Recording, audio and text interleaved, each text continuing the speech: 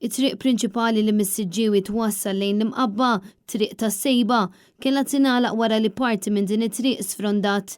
Fil-fatt fi stqarrija, Infrastructure Malta ma qalitx ir-raġuni li waslet biex sfrundat din it-triq, iżda ħabbret biss li se jitwettaq intervent b'mod urġenti f'parti mit-triq tas-Sejba minn kantuniera ma' triq il-Parroċċa sal-kantuniera ma' triq il-Madonna tal-Ġilju fl-imqabba.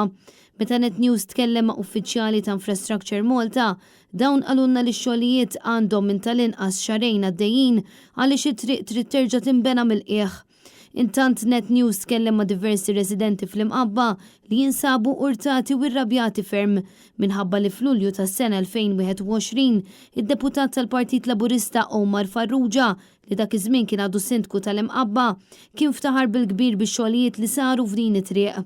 Saħansitra kien hemm inqalilna li hija qaru każa li dan ix-xogħol sar nofs leħja u fl-istess ħin hija sitwazzjoni inkwetanti li jġib magħha ħafna periklu. Fil-fatt f'post imtella fuq il-medja soċjali ta' Omar Farrugia stess fi 17 ta' Lulju tas-sena li għaddiet, Farrugia kien qatt jiftaħar għaliex sa fl-aħħar it-triq tas-Sejba ingħatat ġdid.